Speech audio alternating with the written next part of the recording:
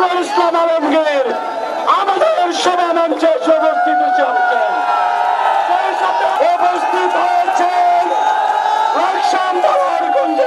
আমাদের লাকসাম মনোরগঞ্জের বিএনপিতে কোনো ভেদাভেদ নাই।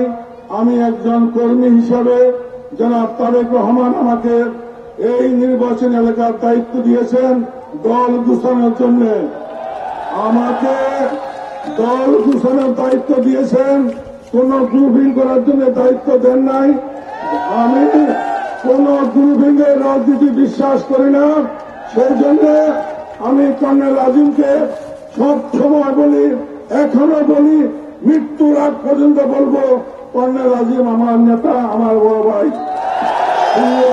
আমার আজকে লাকসামে মনোহরগঞ্জে এই যে সন্ত্রাসী তাজুল ইসলামের বাহিনী কিছু গুম খুনের চিত্র আমরা আমাদের স্টেজের বাম পাশে আমরা চিত্র প্রদর্শনী করেছে। যারা বাম পাশে দাঁড়িয়ে আছেন স্টেজের উপরে তাদেরকে বসে যাওয়ার জন্য বলছি।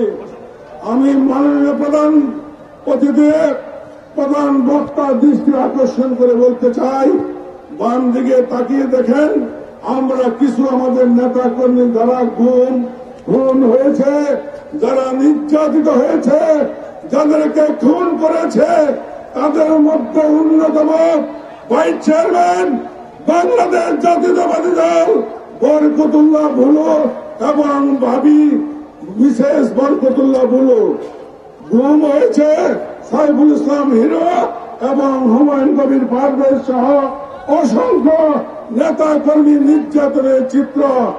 এই চিত্রে বরকতুল্লাহ বুলুর চোখ শুদ্ধ দেখা যাচ্ছে না, রক্ত মাখা সারা শরীর।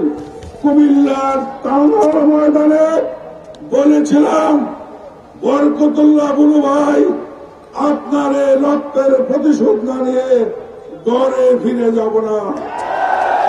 আজকে এই স্টেডিয়ামে বরকতুল্লাহ বুলু ভাইয়ের দৃষ্টি আকর্ষণ করে বলতে চাই, লাকসাম মনোরগঞ্জের মানুষ প্রতিশোধ নেওয়ার জন্য আজ জেগে আছে এবং আজীবন জেগে থাকবে এই প্রতিশোধ না নেওয়া পর্যন্ত।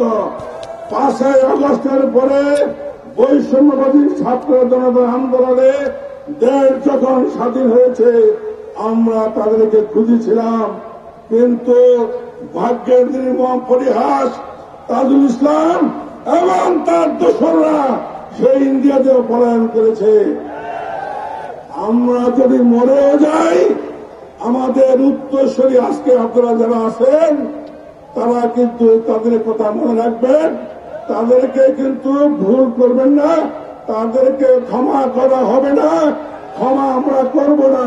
আমরা এই প্রতিশোধ লাকসামের মাটিতে নিব ইনশাআল্লাহ।